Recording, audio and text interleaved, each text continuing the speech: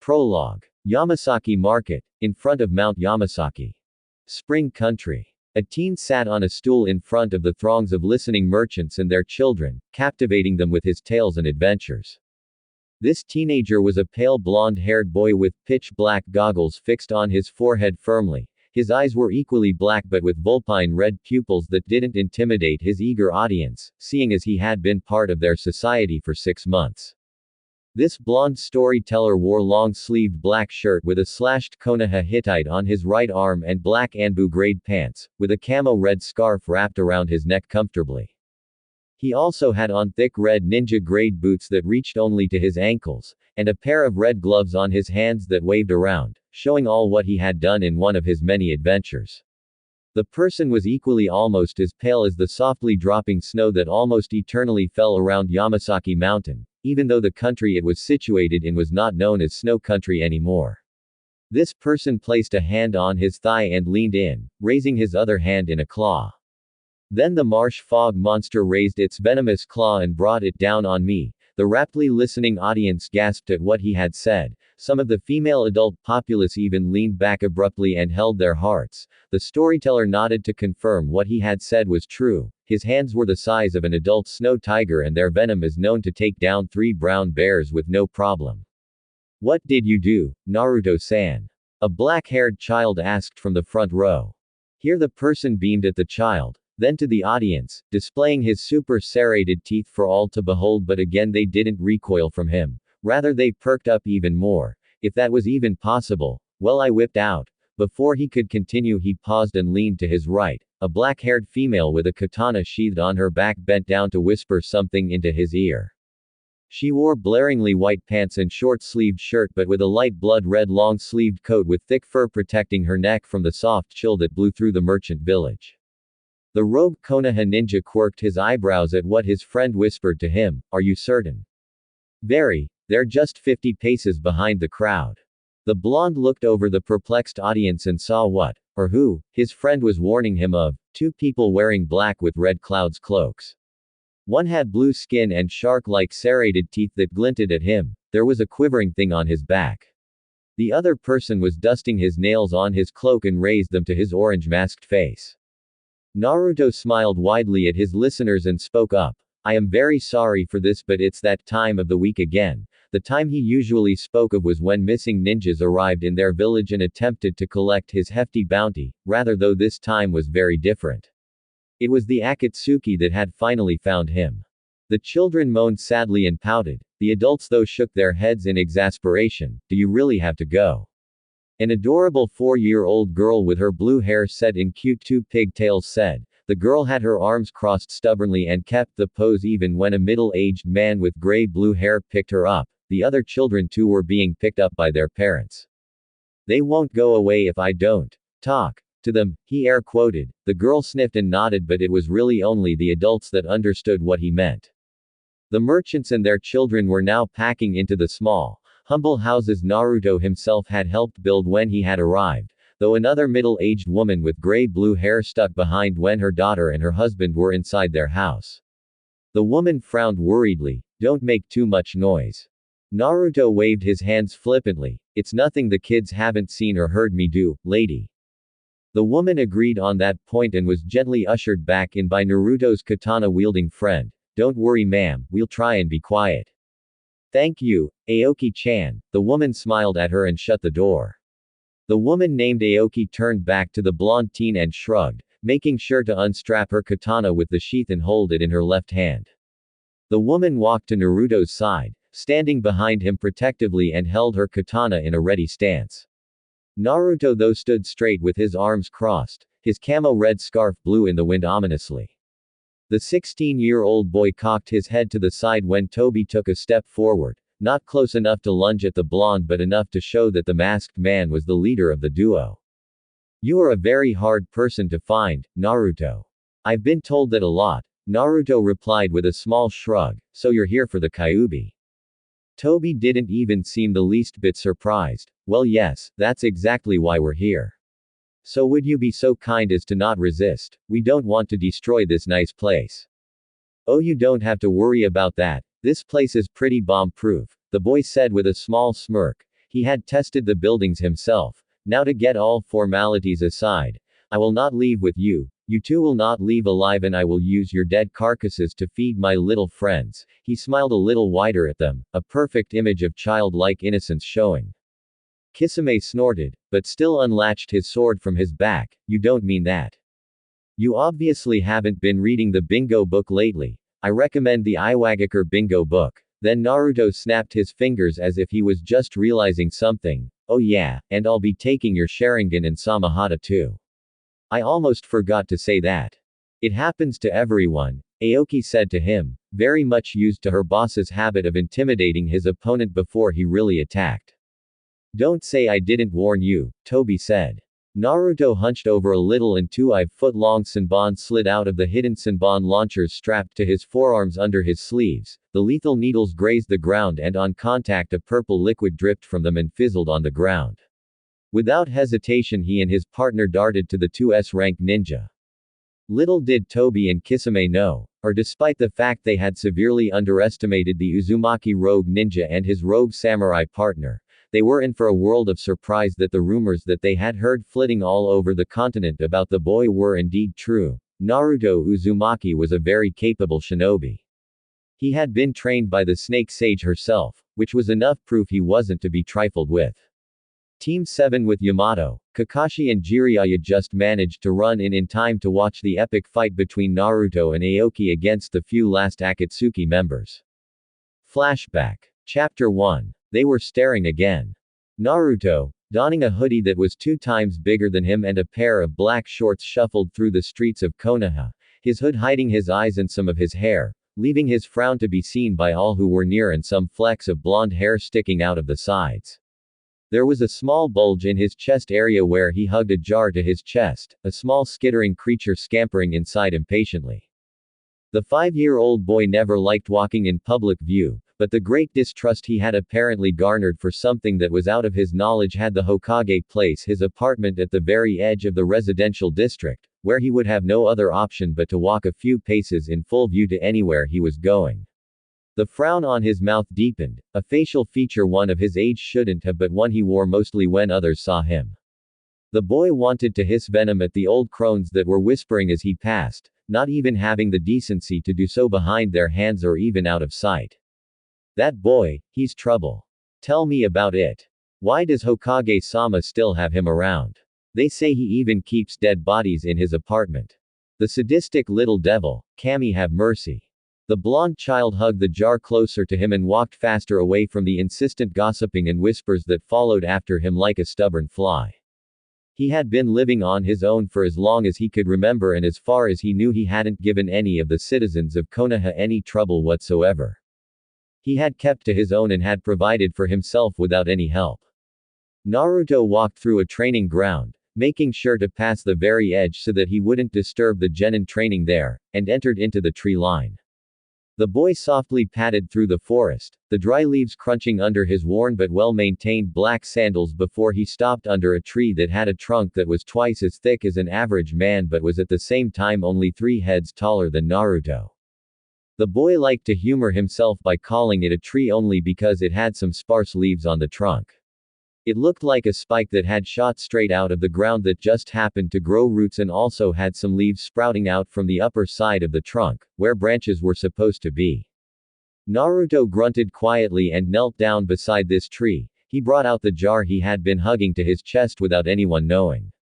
He flipped his hoodie off, revealing the thick black goggles with pitch-black lenses that hid his eyes perfectly, lifted the jar to his eyes and peered into it with childlike curiosity. The lenses of the goggles seemed to spin and the edges glowed a faint blue, allowing Naruto to zoom in on the creature inside the jar. Like with a camera. The creature was a spider that spanned the same size as a full-grown man's hand.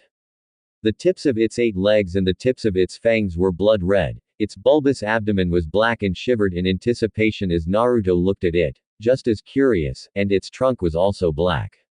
Naruto lightly tapped the jar with his pointer finger before he dropped the jar on the ground. Well, hello there, Spider-san, what species are you?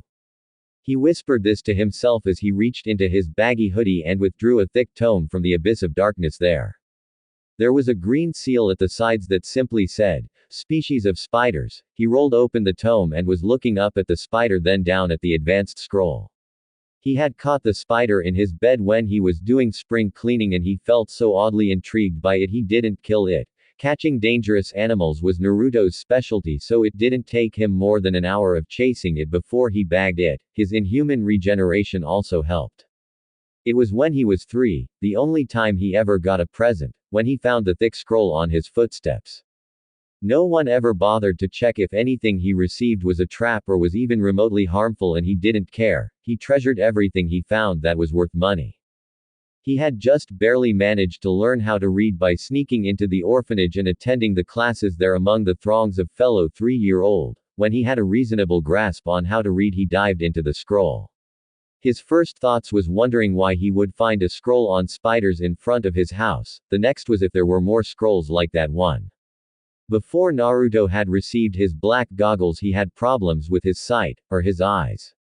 Any sharp change in lighting would render him blind for a full minute before they adjusted again. This blindness brought sharp pin-like pain to his pupils and a headache that started from the back of his head and spread to his whole brain. This was mostly because the day the Kyuubi had been sealed into him, Minato had made a small mistake by allowing the flow of demon chakra to reach Naruto's eyes. As the Shinigami prepared to take his soul, he had barely managed to correct his mistake by surrounding Naruto's eyes with level 10 chakra limiters and Jinchuriki restraint seals, which normally would have killed any normal person. The Yondaime had proven his strength in seals that day after he had finished, giving Naruto his sight back and also opening a window for medicated glasses to be given to his son, which sadly weren't given to him until his 4th birthday by the unknown person, probably the same person that gave him the scroll on spiders. Before then, Naruto had worn some shades he had picked from a dumpster that weren't too effective against abrupt change in lighting.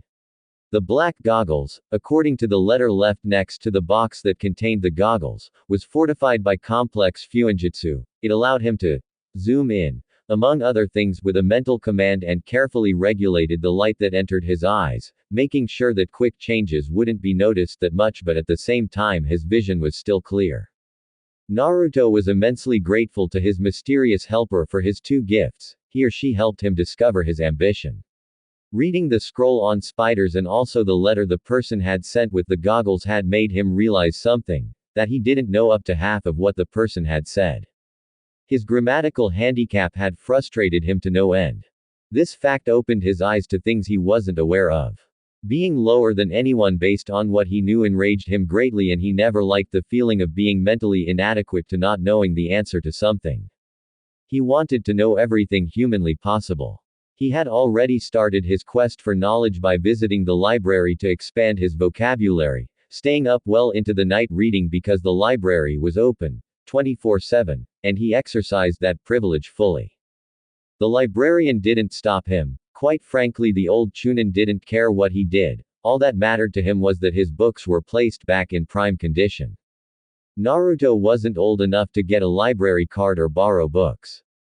Even though Naruto was still very young, he knew that knowing everything was not possible, so he limited his search of knowledge on living things, organisms and chakra. This also included how the human mind worked.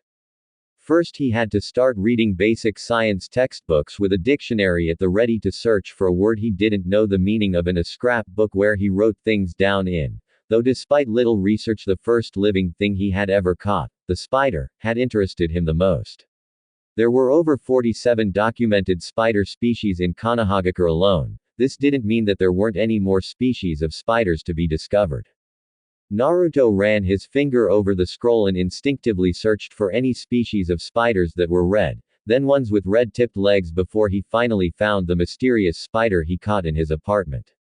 He sat back a little in shock and tilted his head to the side, trying to make sense of what he had read. He chose to read it again. The sand duster, originally from Sunagakure no Sato. You, my friend, are a long way from home. How did you get here? The scroll says you can't stay 3 hours without the intense heat of the desert. He trailed off when his mind came to a conclusion, or rather 2. You were either dropped off by my mysterious helper, or you were planted. The boy's mouth formed a straight line, a blank expression as he stared at the spider and clenched his teeth. The scroll had said that the spider's venom was merely its saliva stored up for a week. His regeneration fixed any problems the spider had given him, which meant that it was his helper that had planted the spider because the mysterious person somehow knew of his interest in spiders and his vision problems.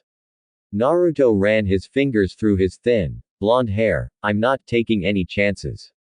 His limited memory recalled that there was an abandoned warehouse at the far edge of Konoha's forest, barely even touching the walls. People assumed the place was haunted, so most, even the shinobi, stayed clear.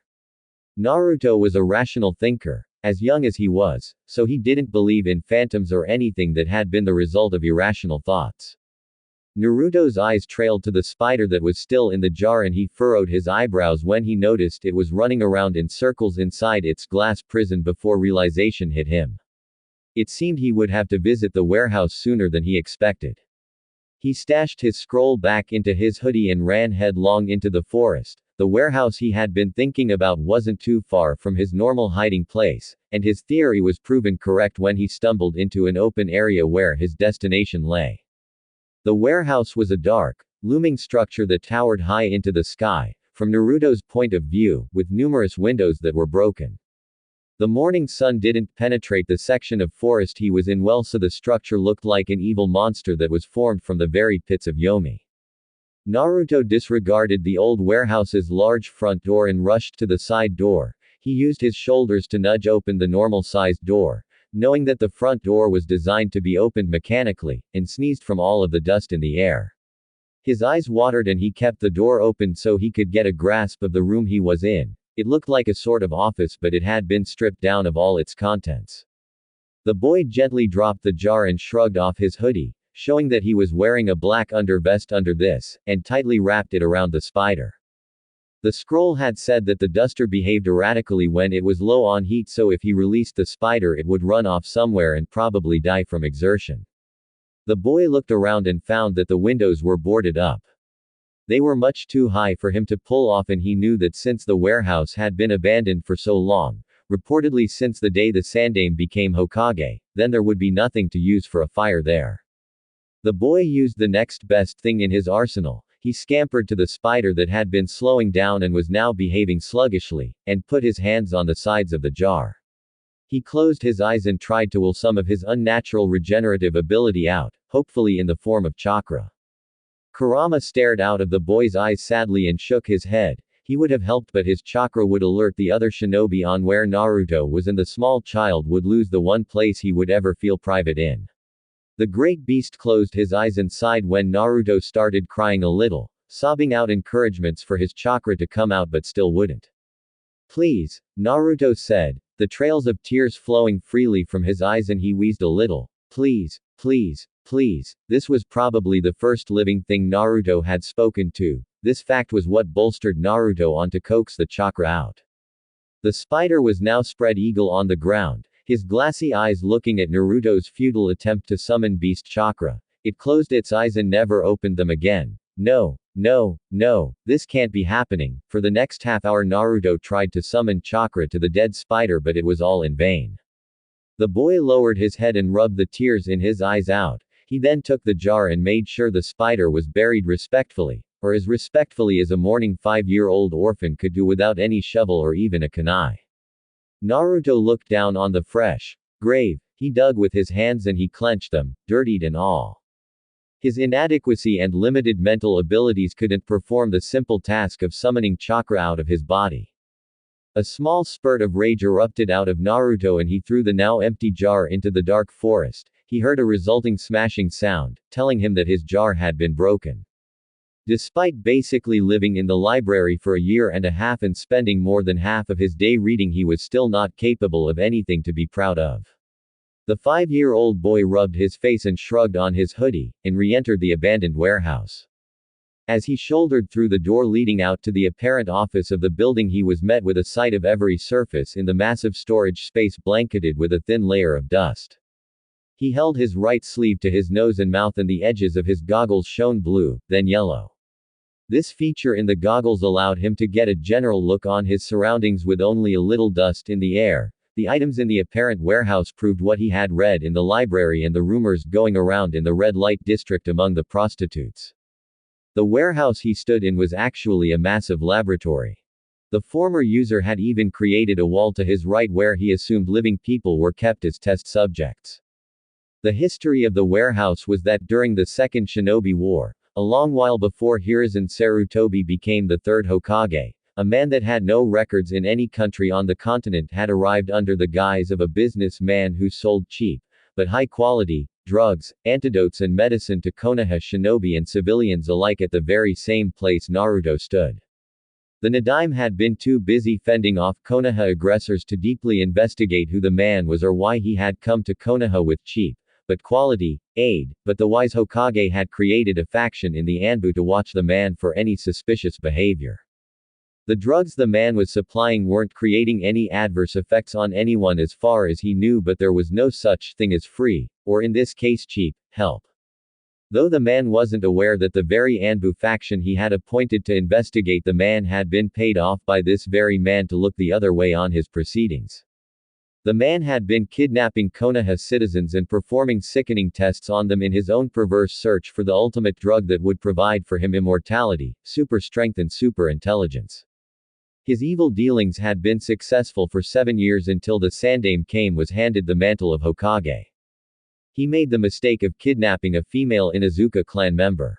The man had been itching to get his hands on an Inuzuka's brain, to understand the true depths their connection was with their ninkin, and he was very close to but a joint invasion of his laboratory under the guise of a medicine wholesale warehouse by the Inuzuka, Nara, Aburame, Hitaki, Hyuga, Uchiha clans and clan-less shinobi had stopped him from digging his fingers further into the poor woman's head.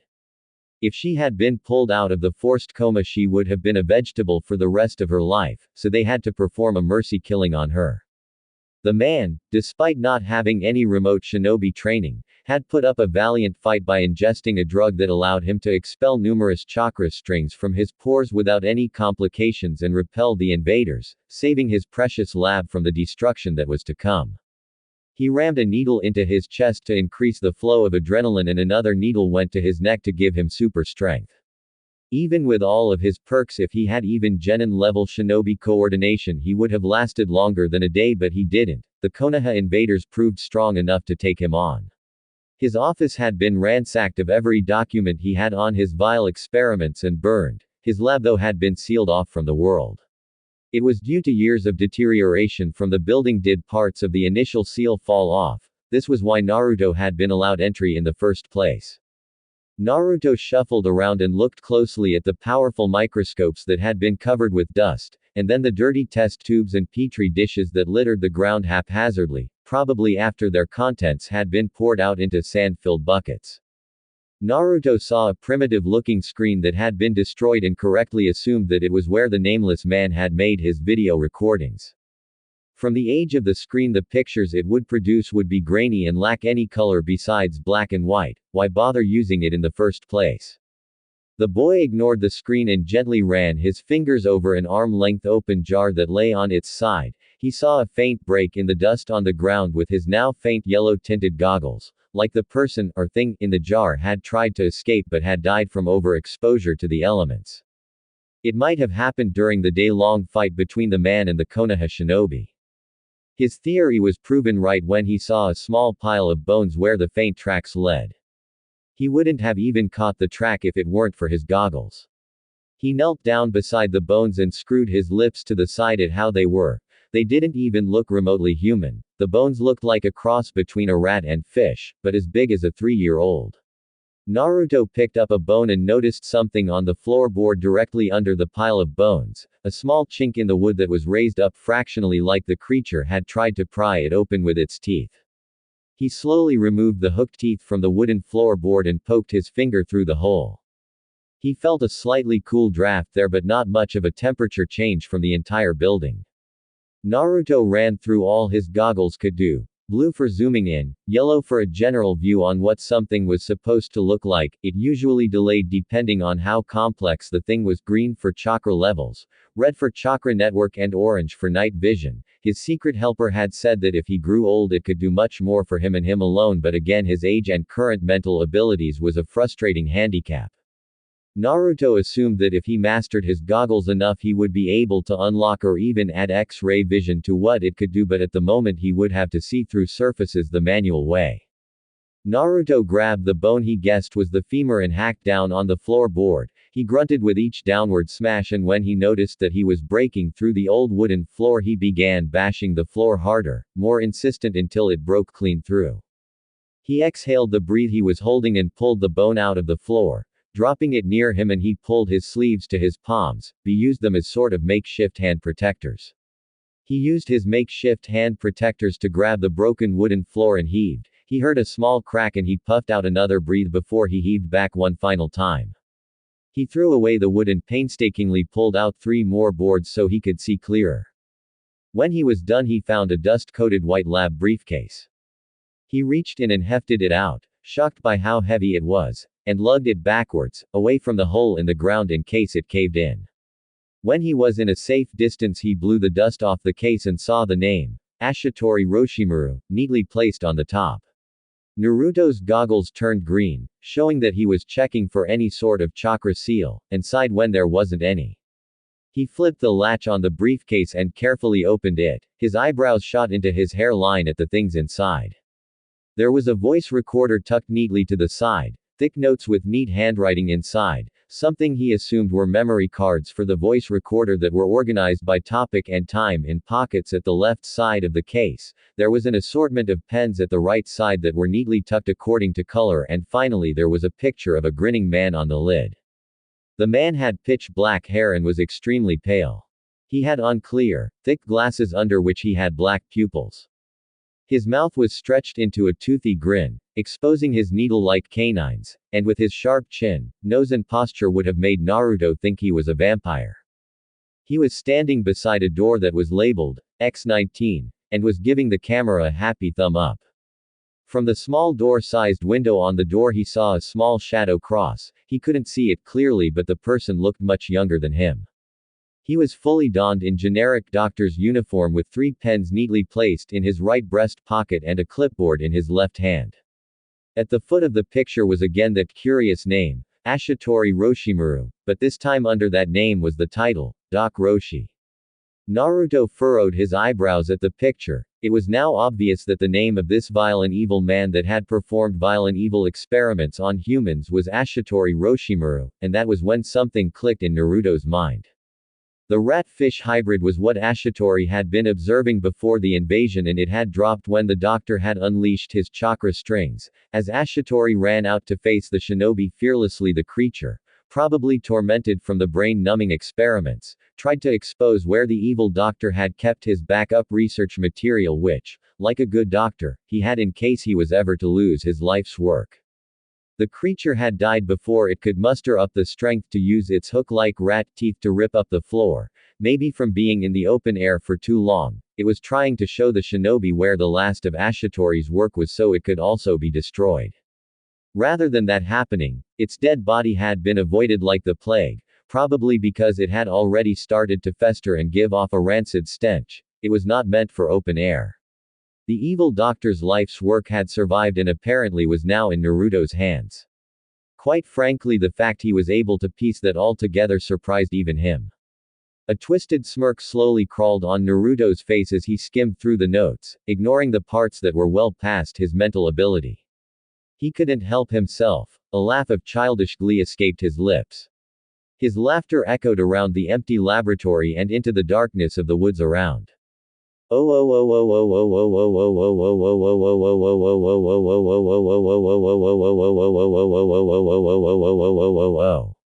Time skip.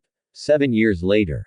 Congratulations to all of our new genin, and I wish you all the best in your fields of specialization. The team selection list will be posted in a week, so be back by then. Know that I am proud of all of you. I see great things in your futures. Dismissed. Uruka finished and the excited genin began chattering amongst themselves as they left the class. He smiled at them and sat down on his desk to organize some homework he had given another class. He looked up 5 minutes later when the noise had subsided and just barely caught Naruto before he slipped out of the class, his Hittite tied to his left arm and his black hoodie throwing a shadow over his face and part of his nose ominously. Haruka raised his hand to get the boy's attention. Hey Naruto.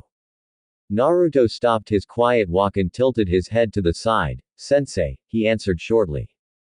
You did great in your weapons test. Who taught you how to use the Senbon? I must have picked it up somewhere. Naruto shrugged and fully turned to Haruka. Your taijutsu spar with Mizuki was also spectacular. I mean, where did you get that style from? The spar had been stopped just before Naruto could jam his fingers into Mizuki's neck. Made it myself. I couldn't find a style good for me, so I made my own. Have you named it yet? Yes, I call it the four-legged spider style. It's still a work in progress. In actuality, it was called the shadow-legged spider fighting style. But it had stages. With each increase in effort, he would add a leg. If he wanted, both figuratively and physically speaking, though he was limited to only 4 legs, he was confident he would be able to figure out how to get 5 or even more legs without being deformed. Speaking of work in progress, who taught you the shadow clone technique? Do you really want to know? Naruto said with mild amusement, lacing his words. The academy teacher perked up. Yes. I won it in a poker game with some drug dealers' bodyguards. Naruto snorted out a laugh when Haruka went pale. They're just big softies, sensei. They took their loss like real men. Haruka didn't ask him how old he was when he won the A-rank jutsu, and he didn't feel like telling. I'm just glad to hear you're not harmed. Naruto nodded and sent a lax 2-finger salute to his former teacher. I have to go now. There are issues I must attend to. He walked out before Haruka could respond, and the light smile that was on his face was wiped off in favor of an amused smirk. There was a lot going for Naruto at the moment. He had managed to decipher the notes Ashitori had written and was now sure that his knowledge of the human body was only matched by a medical doctor in the hospital. It had taken him a few months of manual labor, but he had gotten the laboratory and the office clean for inhabitation. The tools he used to clean he had stolen from the cleaning supplies storage room in the hospital. It was kind of sad how low on importance the hospital was. The security there was appalling. The money he had been using for upkeep, which was supposed to come from the Sandame but still hadn't, was gotten from gambling in the red light district, posing as a millionaire that lusted for money as much as he liked winning. Naruto walked away from the academy with his hands in his red ninja pants pockets. His head was down and his eyes furrowed in thought. Running through various things in his mind that primarily concerned expanding his knowledge on living creatures.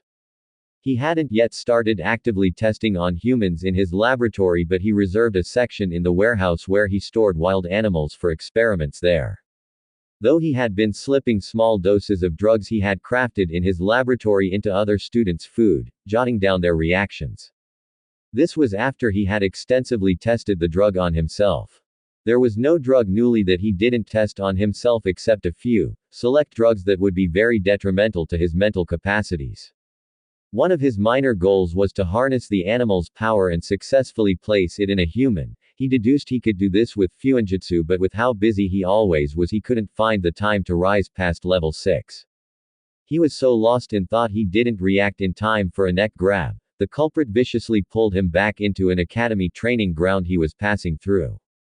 The budding scientist used the momentum of this move to roll backwards twice, and when his eyes were forward again he leveled both of his arms at the person. Glinting silver Senbon launchers twinkled a little under his hoodie's sleeves. Sunlight hit the tip of the Senbon that was ready to be fired. Sasuke looked at him with a deep frown that deepened when Naruto snorted and stood upright, making sure to push his Senbon back into their inbuilt containers with his pointer finger. Oh, it's just you, Naruto said with a downward twitch of his lips, but he covered this up perfectly and smirked at the Uchiha. I want a rematch, Uzumaki, Sasuke shortly said. Excuse me. You heard me, I want a rematch, Sasuke snarled and got into a strong Uchiha taijutsu stance. No. I didn't give you a choice. The Uchiha darted at Naruto and Naruto leaned away from a punch. He stepped away rigidly when a kick was sent at him and bent under a savage right hook. Fight me, damn it. I'm pretty sure I said no. The blonde boy slipped away from a grasp for his head, stepped away from the rising knee and quickly got close to Sasuke. When he got back to the ground, he swept his feet from under the Uchiha, and as the boy was going down he had a blow to his stomach follow after. Sasuke grunted as the punch hit him as his back hit the ground. That's enough, Sasuke-san. Fight me, Dobi, Sasuke growled. If this is your Uchiha pride speaking, I advise you to discard it. I'm not in the mood to be trifled with. Naruto stood up and dusted down his hoodie. When he noticed that Sasuke was gearing his muscles up to leap at him, he leveled his right fist at his face. A Senbon clicked into place on the launcher. I am warning you, Sasuke-san, I am not above killing anyone. The Uchiha snarled and his fingers twitched anxiously. You don't have the guts, Dobi. Do you want to test me?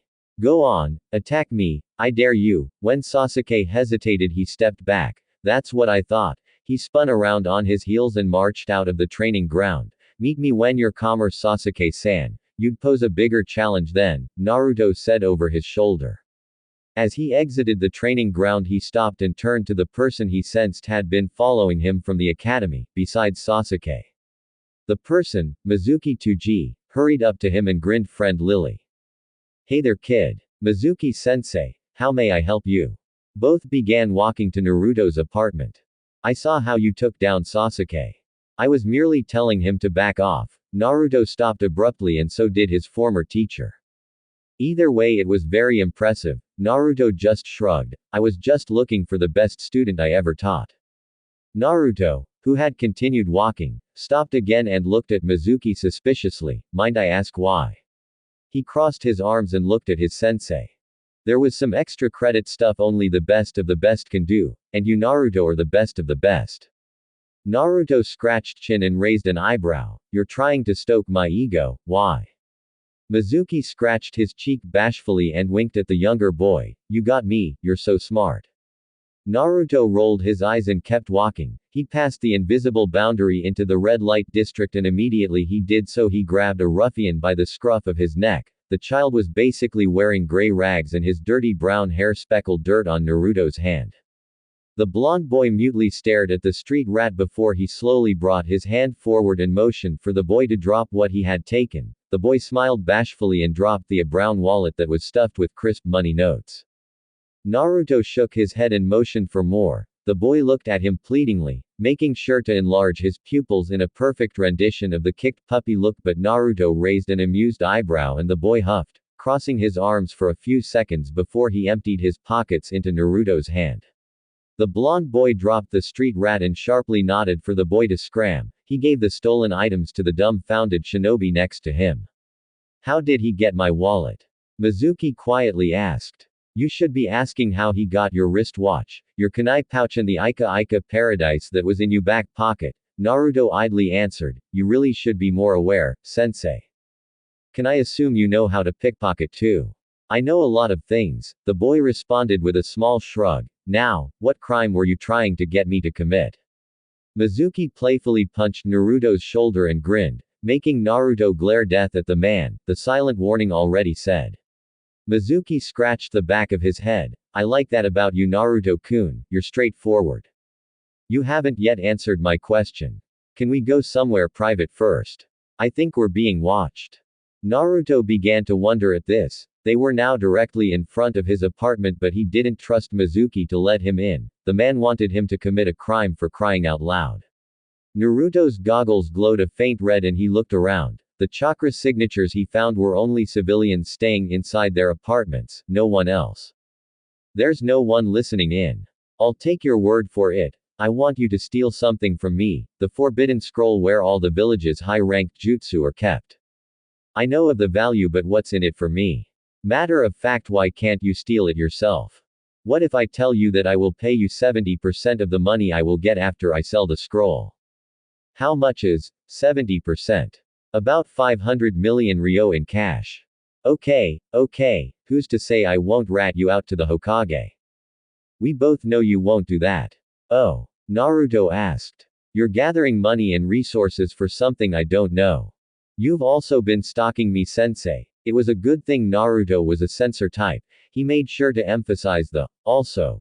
The village's shinobi had been stalking him since he had started in the academy. But by that time he already had a blood-locking seal placed inside his apartment door. No one was breaking in unless they blew the whole building up somehow. Will you help me or not? Think about it. All that money will go a long way for you no matter what you use it for. Alright, when should I get the scroll? My buyer wants it tonight. You can even be there during the transaction, I assure you he's legit. Naruto slowly nodded and shook his former sensei's hand. See you this night then. Let's say, the forest at the east side of the village. Perfect. Mizuki grinned gleefully and waved over his shoulder to the boy. Midnight, don't be late. Naruto didn't bother to give him a response. He was busy creating assumptions on why Mizuki was so insistent it was him that got the forbidden scroll. Maybe it was because he thought Naruto would get caught, and when Naruto would accuse him the older shinobi would have the superiority card. Maybe Mizuki thought that the traps would kill him. Maybe Mizuki wanted to kill him so he could have all of the money himself, or maybe Mizuki just wanted to kill him in some sort of elaborate scheme. He didn't really care. Stealing the forbidden scroll would be the ultimate test for his skills in stealth, and if things went south he could always fall back on his innocence mask. His innocence mask was a facade he created that had unfailingly gotten him out of suspicion during the days academy children had been disappearing for 4 hours and reappearing with no knowledge of what had transpired within that time. Naruto though was never present when the disappearings were happening, so naturally people would initially become suspicious, but they were cleared of it after they had tracked Naruto to a library. Naruto knew that his innocent facade wouldn't be enough to set him free from any criminal charges he would get if he was caught, so he pondered on another way to go about it. He walked through the house in deep thought and instinctively went to his bathroom. He closed the door and set a locking seal in place, a solid creation that required his blood to unlock. He went to the bathroom mirror and placed his palm on the surface. He suspected the silent alarm seal at his destination was ringing, and he counted to 5 before he channeled Chakra, just as a shadow clone in his warehouse placed his own palm on the wall of his office. A complex seal spiraled into view on the surfaces and a burst of chakra smoke covered them. Naruto looked around and saw that he was in his modesty-furnished office situated in the abandoned warehouse, while the clone was back in his apartment bathroom. The body switch seal was not as advanced as most thought. It was a level 5 seal with unknown origins that was an alternative for the basic body switch ninjutsu, but it was used for far distances. The boy pulled off his now well-fitted hoodie and hung it on a coat rack in favor of putting on a doctor's lab coat. He looked around his office, decorated with soothing blue paint on the walls and a solid oak desk with smooth edges. His chair was soft and comfortable, but not too soft. There were stacks and stacks of books neatly placed on bookshelves in the wall on opposite sides of the room, and behind Naruto's desk were organized racks he kept spare lab instruments in case the one in the lab warehouse break. They were held in a thick, see-through glass container that was protected by a padlock and a blood seal. The boy smoothly walked out of his office, his calf-length white lab coat swishing with him as he entered the containment room he kept his test animals. During Ashitori's time in using the lab, he had created a makeshift wall where he received buyers of his drugs while a single door led them to his laboratory. Naruto had torn down that division and expanded the lab even more. He curtly walked through a room where caged animals were kept. Not even flinching when a giant tiger leapt at him but bounced off the reinforced steel bars that contained it. He exited the room and grabbed the clipboard hooked to the wall near the door. He idly twirled his pen and read through what the clipboard said. His eyes flicked up at the few clones scurrying around his lab and performing general maintenance before his eyes flicked to the far end of the lab where a ceiling-high glass container stood proudly. The boy smiled lightly and walked to it. Inside the large glass container was what could be considered a slice of the forest. There were a few shrubs, trees and plants there. He whistled and a light skittering sound met his ears before a monstrous-sized spider pushed out of the ground from a hidden burrow. The spider had a blue with red harshly designed abdomen that had the white kanji for Queen Spider on top. Each letter was speckled with complex seals that combined to form the words, its legs the same height as Naruto and its trunk was black. Its 8 red eyes blinked at Naruto and a single black leg delicately touched the glass container. Naruto smiled at the spider and tapped the glass barrier with his pen. How are you feeling today, Queen? The spider seemed to roll her leg and experimentally tested all of her legs. I feel great, Naruto-sama, it hissed. Naruto jotted down its reply. My clones say you haven't been resisting your shots. You will be rewarded. Naruto snapped his fingers and a clone walked forward and slipped a small scroll through a one-way opening. A quick burst of chakra to the scroll and 2 dead cows popped out. The spider wasted no time to tear its arm-length red fangs into the fat creatures and injected a corroding venom into them. Your bone growth and development charts are very impressive, Queen. You can now hit a tree without injuring yourself. The spider kept quiet as it kept on sucking the dead cows like drinks, still raptly paying attention to what Naruto was saying. The nature chakra summoning seals haven't been affecting you because you are an animal. He flipped a page on the clipboard. It has fully integrated itself into your bones and your organs. Now you have an official chakra network. Congratulations. Thank you, Naruto-sama. The spider bowed subserviently. I wouldn't have it if it wasn't for you. Naruto waved the praise away. Your charts tell me that you have already laid eggs, a lot of eggs in your cave. Oh yes, the spider hissed. The sperm came from some spider donors your clones had gathered. I estimate they would hatch in 3 weeks. They are your first children and I'm sure they are still getting used to having nature chakra and my chakra in them. Naruto had taken his interest in spiders to a whole new level when he had read about Hitaki Kakashi. The copy ninja had personally raised his summons and had used his limited experience in Fuinjutsu to create a summoning realm for the dogs, which wasn't exactly a pocket dimension like most believed but more of an expanse of land Kakashi bought and sealed into a complex storage seal only he could activate. This was super simplified version of what Kakashi really did. Naruto, after relentless digging and smuggling, had found out that there wasn't a spider clan anywhere, so he added creating a spider clan to his many goals in life. The first thing he did was crossbreed a common house spider with a desert duster, then he had crossbred the offsprings with another species of spider. The survivors would crossbreed with more spiders Naruto smuggled in from all over the elemental nations until only 3 multiple breed spiders remained. The idea of cross-breeding a creature with so many of its kind would seem impossible if Naruto had not been well known to defy the impossible on a daily basis. Naruto picked the strongest multiple breed of spiders and harvested the sperm from the other. This was where his work got harder. He took a single drop of spider semen and was pushing small pulses of chakra into it for a full year until the semen turned a soft blue. He then took the eggs from the strongest, and still living, female, which in on itself was a difficult feat since that female was now twice his size and very carnivorous, and began to gently push Kyuubi chakra into a single drop. This was done through an airtight seal reinforced seal to prevent anyone detecting it. The first attempt was a horrible failure with the drop evaporating on contact with the vile chakra, but Naruto had proved his Uzumaki persistence by administering growth hormones to the strongest spider. He kept a close eye on the development and again harvested the eggs. This time there was a small delay before the egg samples exploded. The blonde boy administered custom-made blood builders that was specifically created for spiders, bone-thickening drugs and muscle growth hormones to the female spider. The result was that the spider got even bigger, more intimidating, and more uncontrollable, so much so that Naruto had to move her container outside the lab in case she ever broke out.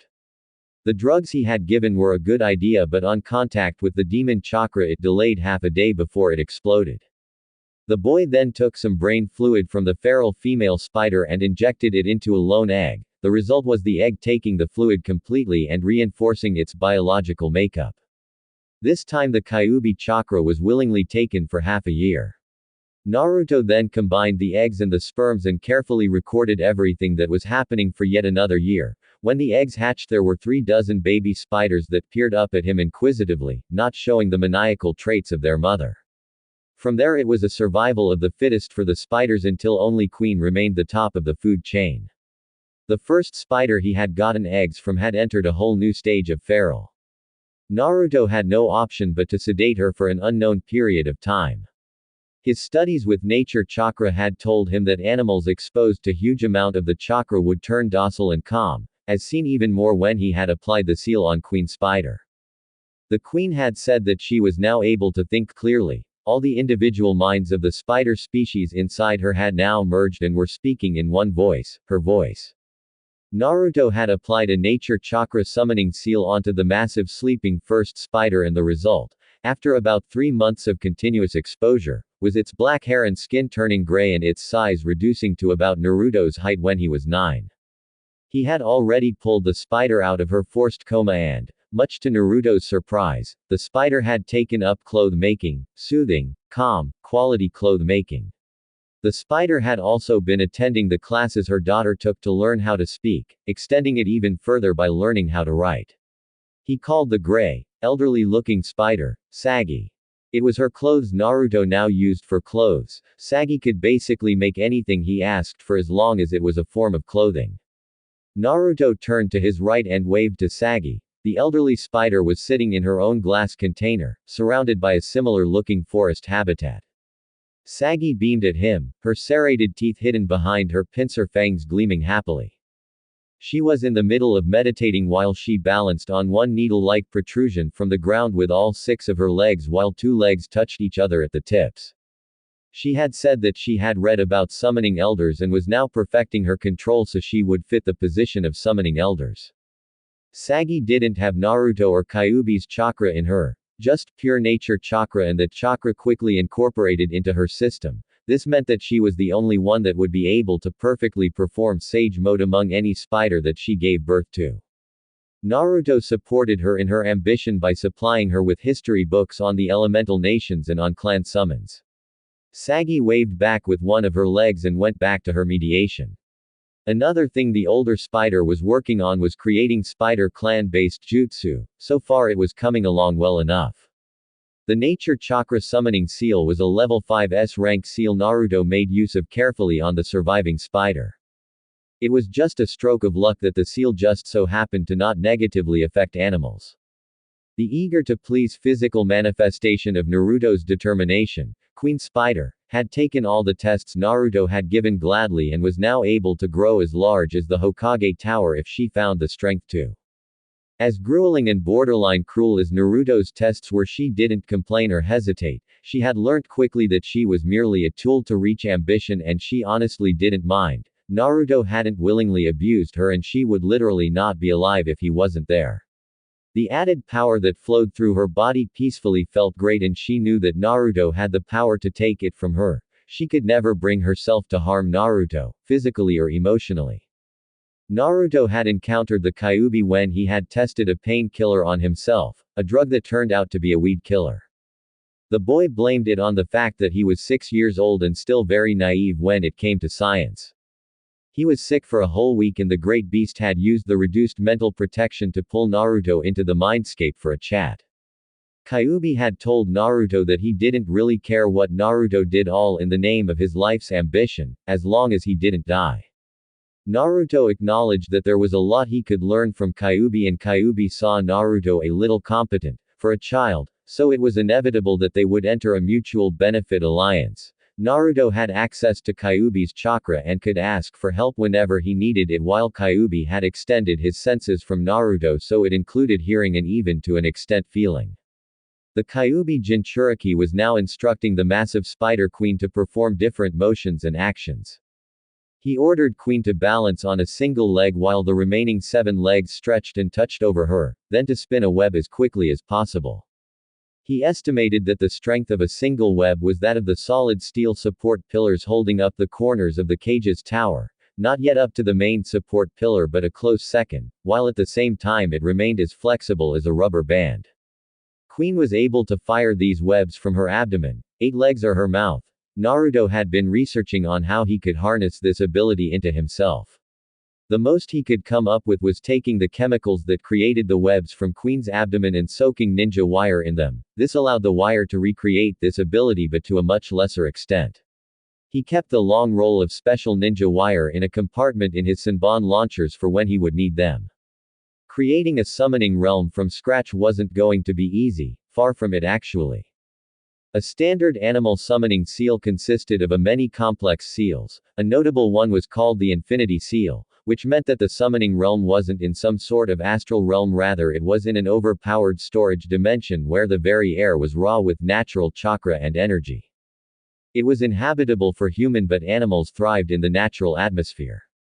All Infinity Seals were connected to each other, whether they were made since the dawn of shinobi history or even recently like Hitaki Kakashi, so it was possible for one summons to visit the other in the summoning dimension, or as it is popularly called, summoning realm.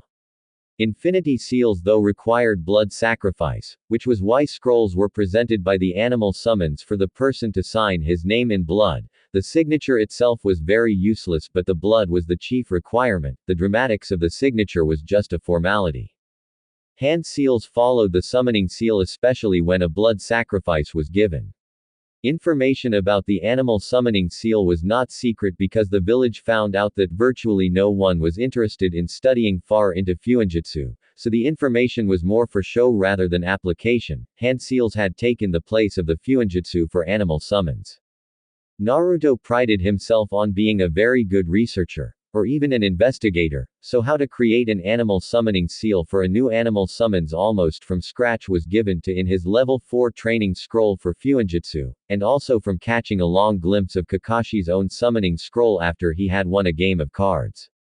The process was painstaking. First, the animals he wanted to summon had to be ready and willing to perform the necessary requirements.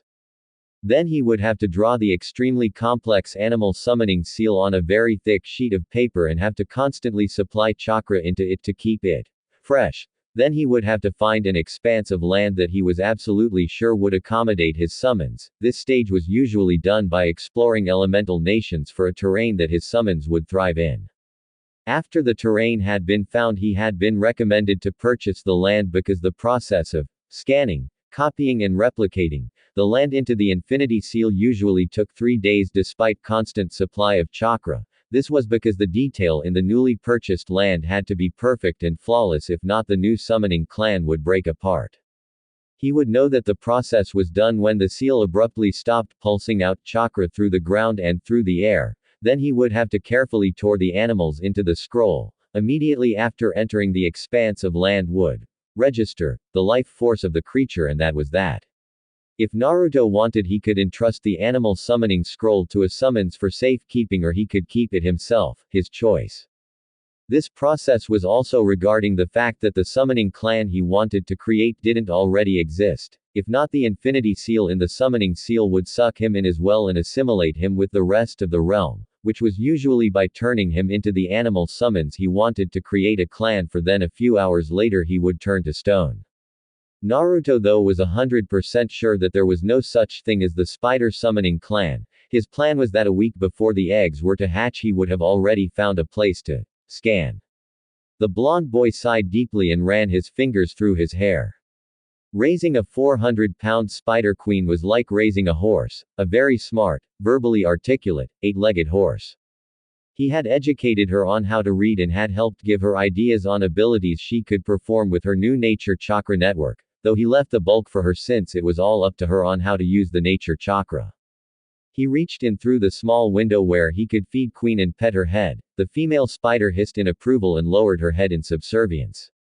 He pulled his arm out and turned around, walking to a desk where a powerful microscope stood proudly, gleaming in the bright fluorescent lights in the lab. The clone there shifted out of his way and he looked into the eyepiece. There was a small, flat circular container under the microscope, and inside were 2 blood samples that had been divided by a solid glass panel. He looked over his shoulder and said, "Have you started the tests?" The clone shook his head. "No, boss, I was just about to start." "Don't mind if I do then," Naruto said and turned a knob on the microscope so he could peer closer at the 2 blood samples. One was gotten from him and the other was from Queen. He handed his clipboard to the clone behind him and pointed at a new, state-of-the-art screen. "Keep watch. Tell me if you notice something abnormal." On the screen was the same thing he was examining with his microscope. He carefully used his index finger to push the glass panel out of the way and the blood flowed together. The deep red and deep green blood mingled. He adjusted a knob and watched in fascination as his red blood cell merged with Queen's. "First test seems to be going well." The clone wrote down what his boss had said. "No complications so far, maybe because her blood contains some properties from mine." He furrowed his eyebrows and closed his left eye, still hidden behind his goggles, and gently turned another knob. "Boss. My white blood cells are killing hers. How is that even possible?" "Maybe because of the Kyuubi," the clone suggested and scribbled something down. "Probably." The blood samples now looked like they were at war with each other. The red blood cells had merged, one to another, but the white blood cells were eating queens, though the platelets merely brushed past each other and their general color rippled to blue before both turned red with the blood. The blood war continued for 3 minutes until only a single one of his white blood cells remained. His cell was still dissolving and absorbing queens when the budding scientist was about to call the experiment a failure until lone defender cell divided into 2 identical-looking cells. The cells continued subdividing until they were more than enough, some died and they were quickly replaced by another. Naruto bit his bottom lip to contain the happily laugh, but he did pump his fist in the air.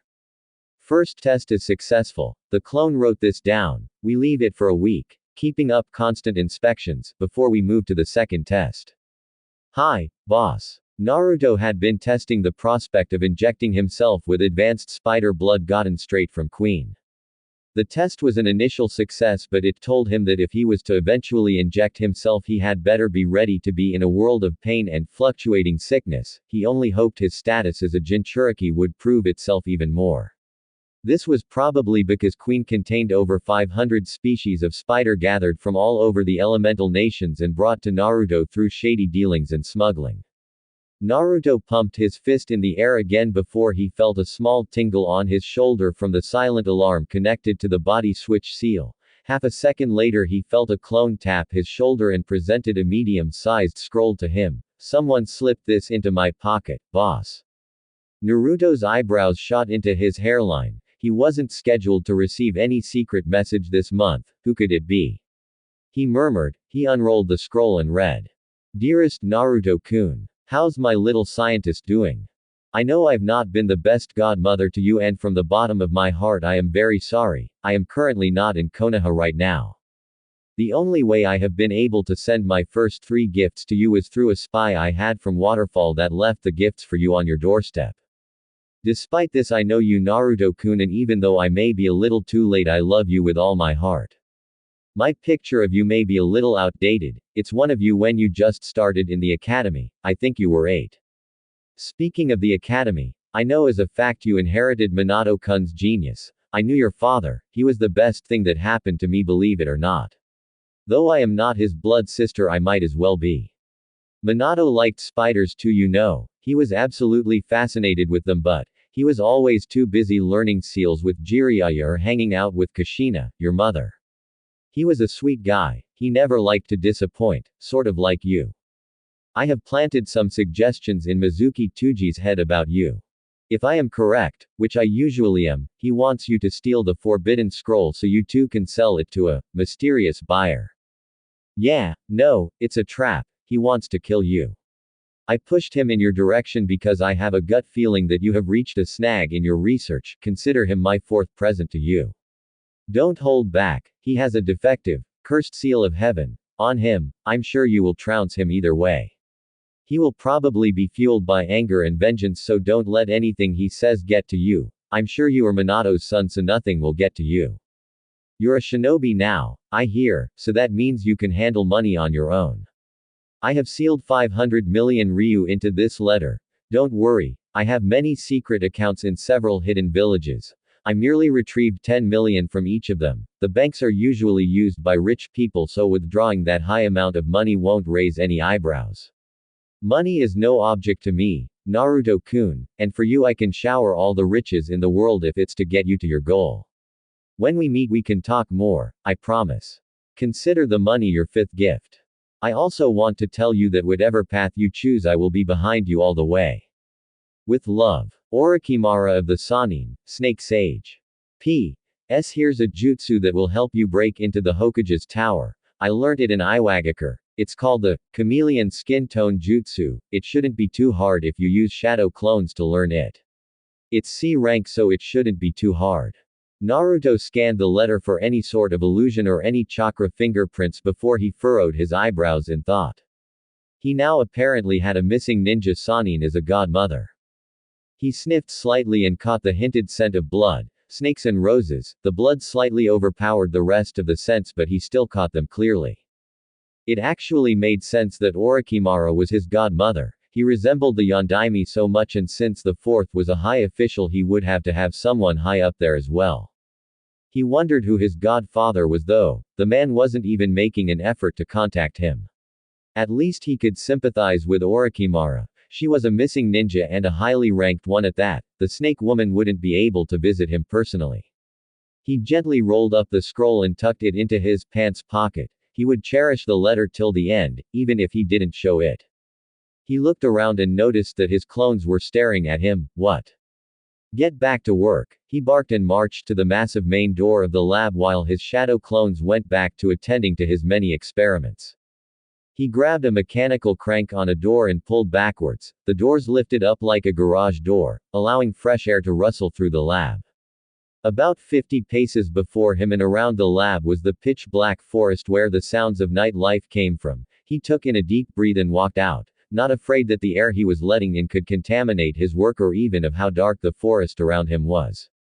It looked to be about an hour after sunset, so that gave him about 5 hours to prepare for his mission. As he walked, he held up a single ram hand seal and a clone popped into life beside him. He gave his white coat to the clone, showing that he was wearing a plain black undervest.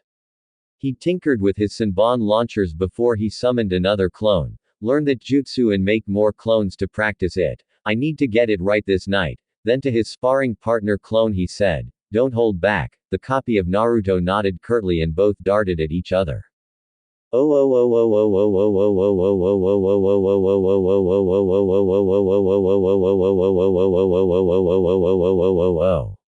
An orange glow flashed from a corner far from the cage's tower before it disappeared, as if it hadn't happened in the first place.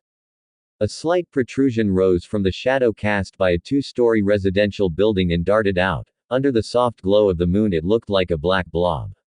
The person rubbed his black glove-covered hands and leapt onto the side of a building as his senses warned him of a chunin running rounds through the street. The person was probably not a censor, if not he would have been forced to knock him out.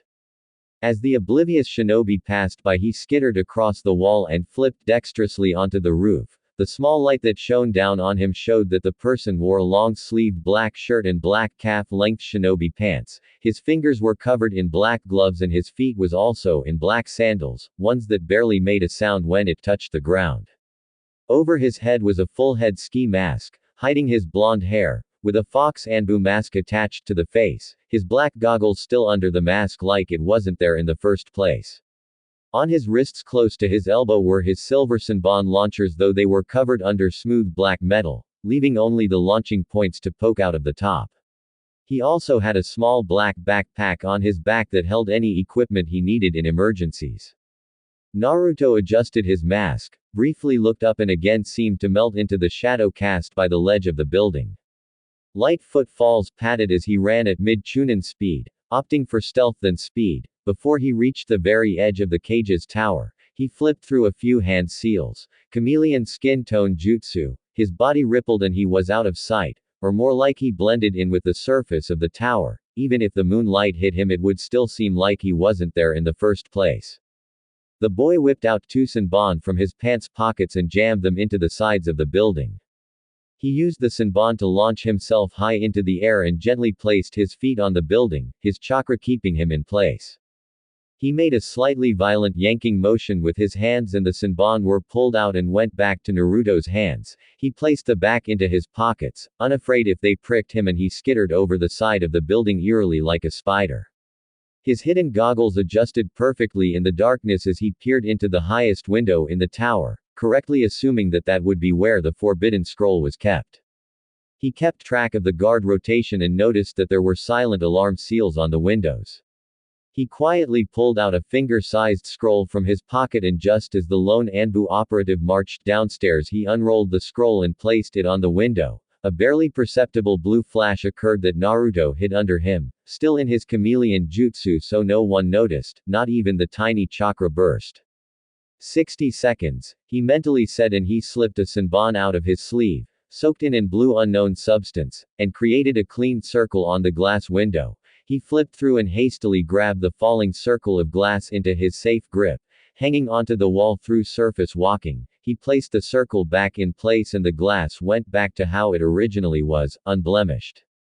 The seal he had used on the window was to freeze every other seal within the room and on the window for a minute, so no silent alarm was pulsed to the Hokage as he mutely touched down on the floor. He crouched down and studied the scroll's location, placed on a pedestal in the middle of the room. He leveled his right fist at the scroll and took careful aim before he fired a senbon, connected to a semi-invisible piece of ninja wire. The ninja needle jammed onto the top corner of the scroll and Naruto reeled it in, catching the scroll as it came at him.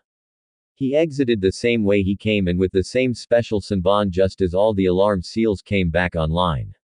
He dropped from the building and shot a senbon connected to ninja wire to the roof to slow down his drop. He pulled back his weapons and ran quickly to where he was to drop off the scroll with Mizuki. He skidded to a stop when he saw a Ninken running as fast as it could in the general direction of the Sarutobi residence. He accurately fired barrage after barrage of knockout poison senbon from his launcher, but the swift canine dodged most of them, besides the 6 needles that stabbed its calves and its side, and disappeared into the night. Naruto shook his head silently. The dog had be as strong as an ox to not be knocked out immediately. He too disappeared into the night, making sure not to use surface walking so the ninja wouldn't track him easily. The dog whimpered and swayed as it ran, fighting the chemicals that tried to coo it to sleep. It wasn't so strong however and it slumped on the ground. Half a second later a chunin landed beside it and his eyes widened when he saw a oozing senbon sticking out of the dog's legs and side. Naruto, Iruka whispered and felt for the dog's pulse. He sighed when he found one. He summoned a single shadow clone. Go get Sandame-sama and tell him there's something wrong going on. Take the dog with you. I can't just leave him out here. The clone nodded mutely and ran off to the Sandame's house with the dog hefted on his shoulder. What are you doing, Naruto? He pelted down the road the dog had taken and found a trail of senbon sticking out of the ground. Now he was sure it was Naruto. Naruto was the only genin in the graduating class that specialized in using senbon with this accuracy. Naruto dropped out of the treeline into a small clearing. He set the large scroll against a tree and took off his fox mask. He took in a few deep breaths. What a rush, he said quietly, under his breath. He placed his mask into his backpack and sat down by the scroll in a huff. I should do this more. His goggle-protected eyes glanced over to the scroll and he was about to reach for it until he heard a rustling in the bushes in front of him. He suppressed a small groan when it was Iruka that came out. Iruka-sensei. Naruto, what the hell have you gotten yourself into? Naruto cocked his head to the side innocently, a sight that sent shivers down the chunin's spine because with the eerie moonlight shining down on Naruto he looked like a pale creature born straight from madness and darkness. I don't understand. Don't give me that. His eyes widened even more when he saw the forbidden scroll seated next to Naruto. Naruto saw his expression and he smoothly got to his feet, putting his hands in the silent motion for him to calm down. The forbidden scroll. I can explain. Why do you have it? Did you plan on selling it? You plan on selling Konoha's most treasured secrets. Iruka-sensei, calm down, Naruto said and was carefully approaching the teacher. The man stubbornly stood his ground. I can't let you do. His distraction cost him. 7 spinning stars nailed his side and he fell to the ground. The blood pumping out of his body was incredible. He tried to stumble to his feet but was savagely kicked to a tree courtesy of Mizuki.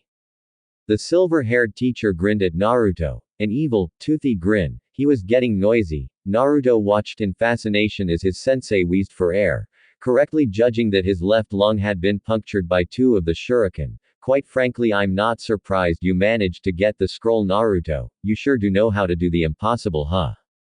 Naruto shrugged. Where is the buyer? Already knowing that there was no buyer. Mizuki, you traitor. Oh, shut up, Iruka. There is no buyer, Naruto-kun. I lied. Shocker, the boy murmured and shook his head. I don't think you understand. I'm very sure that Iruka-sensei has somehow notified the Hokage. They'll be here in 20 minutes tops. We don't have time. Acting had always been one of Naruto's strong suits. No, I don't think you understand what's going on.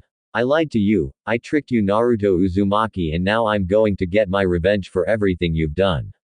Naruto raised an eyebrow. I don't remember doing anything to you. An evil chuckle escaped Mizuki's lips. Do you know why people hate you so much? No, Mizuki. That's an S-rank secret. Iruka managed to wheeze out as he struggled to his feet by supporting a tree. Don't listen to him, Naruto. He's lying. What secret? Naruto asked. That you're the Kyuubi. The Yondaime sealed that thing inside you and now you are the Kyuubi. The traitor removed a Fuma shuriken from his back, and now I'm going to finish what the Yondaime started. He hurled the spinning star at Naruto, who he thought was in a daze. Naruto was about to step aside until he felt a small spray of blood on his black shirt. His teacher had taken the weapon for him. Was that really necessary, sensei? He sarcastically asked, but the man had already lost too much blood to know the difference between a sarcastic question and a tearful, soul-wrenching question. You're not the Kyuubi, Naruto-kun. Yes, I figured as much a while ago. Iruka seemed to have tactically ignored what he said. You're a proud shinobi, Naruto-kun, and I'm proud of you. He crumpled to the ground bonelessly. Thanks. A split second later he fired a senbon at his teacher's unconscious neck, the amnesia memory gap drug already taking effect. He wanted his former class teacher to be able to testify in his defense after everything was done. He didn't want to defect from Konoha, yet. He's a fool, Mizuki spat madly. Don't worry, I'll make your death long and painful. It's what I owe you. The silver-haired traitor whipped out a kunai and ran at Naruto. His godmother had already warned him of this sort of thing happening, so he flipped backwards away from a brutal slash aimed for his throat, leading the fight into the denser parts of the forest, a place he thrived the most. As the teacher was looking around for him, swiveling his neck around frantically as he tried to peer into the darkness, Naruto's head slowly protruded out from behind a tree trunk. He licked his lips and accurately fired 5 senbon into the man's flak jacket-protected back. The senbon were fired in a straight line so they all nailed the same place. The man grunted and slashed around blindly. Naruto shot 5 more senbon that jammed into the man's thigh, paralyzing it immediately after the last on hit. He tried to limp out of the forest, but Naruto stabbed a needle to Mizuki's neck. The man crumpled to the floor limply. He admired his clean work with a proud smile before he sealed the unconscious man into a storage scroll. A timer started in his mind on how long before Mizuki ran out of oxygen. The boy slipped out of the forest and knelt down beside Iruka. The man was swirly-eyed from the drug and Naruto retrieved his senbon. He tapped the man's cheek to get his attention, and when the inebriated man did, he quickly muttered. Mizuki tricked me so I could steal the scroll, saying it was to recruit me into a secret faction of the Anbu if I managed to retrieve the forbidden scroll. He planned on killing me, but I overpowered him with shadow clones. You were injured from protecting me. Mizuki was torn apart by my clones and his body parts are all scattered in the wind. Iruka nodded drunkenly. You won't remember what happened. That is contrary to what I have said. Naruto allowed a small burst of Kyuubi chakra to leave his boy, and not even a minute later numerous Anbu operatives leapt down and surrounded him and Iruka. The Hokage dropped down directly in front of him and ordered for Iruka to be taken to the hospital. The kami of shinobi stared at Naruto and the boy put on his best innocent face. What happened here, Naruto? Naruto sighed and replied, it's a long story.